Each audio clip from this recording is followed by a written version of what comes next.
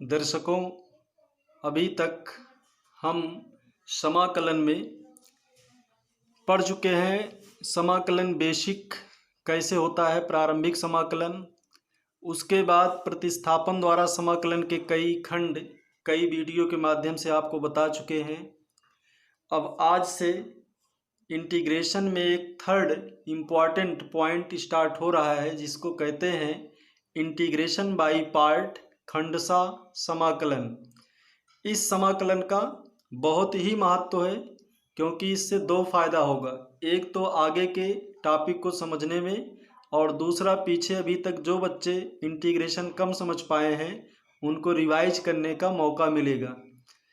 जो बच्चे इंटीग्रेशन पूरा पीछे ना पढ़े हों, सारे वीडियो को 2-3-4 बार देख लें, जैसे कि आपको ये चैप्टर समझने में सुविधा हो।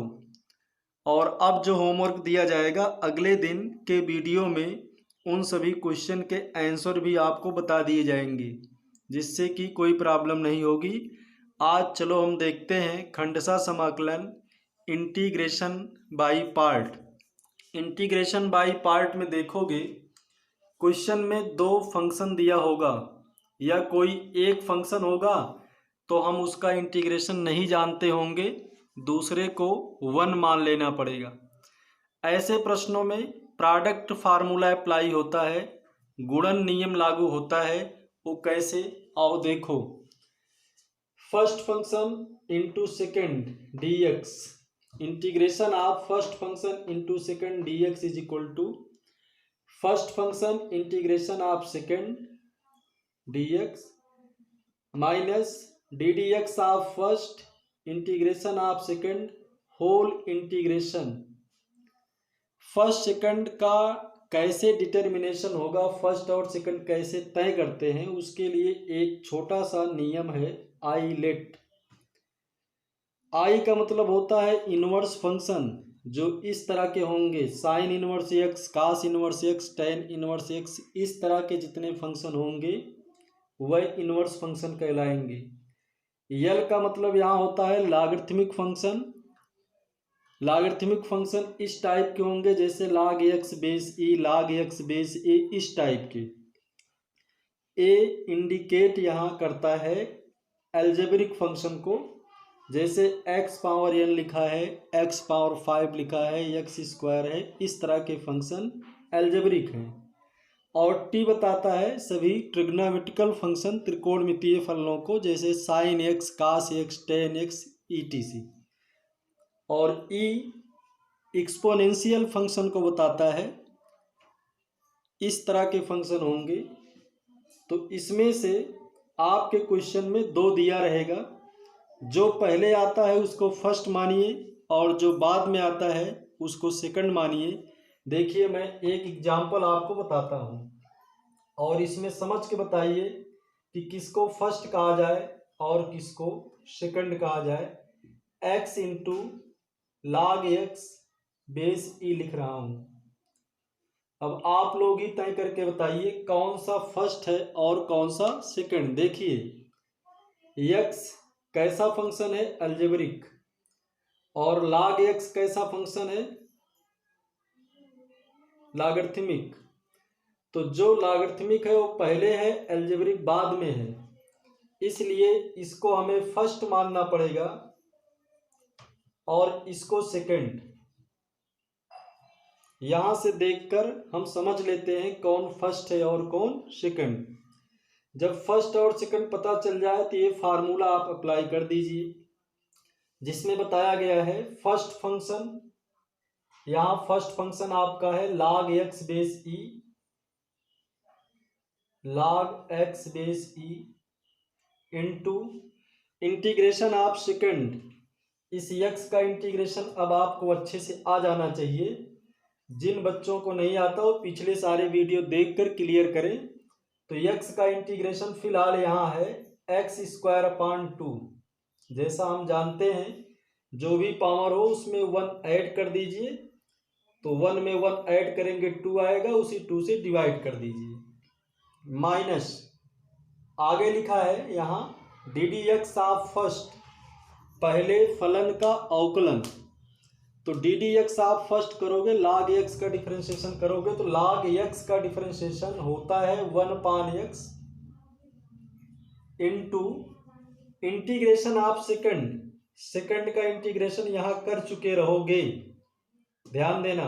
सेकंड का इंटीग्रेशन एक बार यहां हो चुका रहता है, यही लिखना रहता है। तो x² यहां लिख दीजिए dx। इसे थोड़ा सा और सॉल्व कर लेते हैं। log x base e into x² minus 1/2 को मैं बाहर कर दे रहा हूं और अंदर बच रहा है। सॉल्व करने पर x से x² को जब सॉल्व कर लोगे तो x ही बचेगा और उस x का इंटीग्रेशन होगा x² प्लस कांस्टेंट c लिख लेंगे। तो इस तरह से इंटीग्रेशन बाय पार्ट को हम समझेंगे।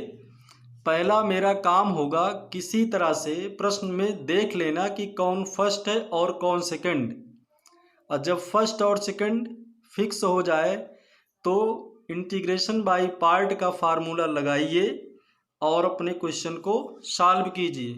चलो एक क्वेश्चन और देखते हैं और आप लोग बताइएगा कि किसको फर्स्ट माने किसको सेकंड।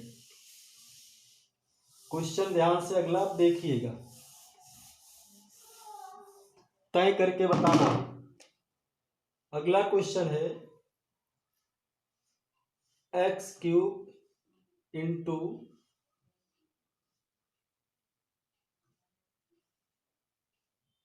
कोई छोटा क्वेश्चन लेते हैं, x इंटू साइन एक्स ले लेते हैं, जिससे कि आपको समझने में भी सुविधा हो। इसमें देखिए किसको फर्स्ट मानोगे किसको सेकंड मानोगे, यहां से फिक्स होगा। x क्या है, अलजेब्रिक, और साइन x कैसा है, ट्रिग्नोमेट्रिकल। तो अलजेब्रिक पहले आता है, ट्रिग्नोमेट्रिकल बाद में, इसलिए इसको फर्स्ट मानोगे और इसको सेकंड। शायद ये बात आपके समझ में आ गई है कि जो फंक्शन पहले यहां क्वेश्चन में आता है इस नियम के अनुसार उसको फर्स्ट मानिए और दूसरे वाले को सेकंड मानिए। फिर ये फार्मूला लगाइए जिसमें लिखा है फर्स्ट फंक्शन, यहां देखिए integration of second sine x का इंटीग्रेशन अब आप सबको बताना चाहिए। साइन एक्स का इंटीग्रेशन क्या होगा जल्दी से बताइए।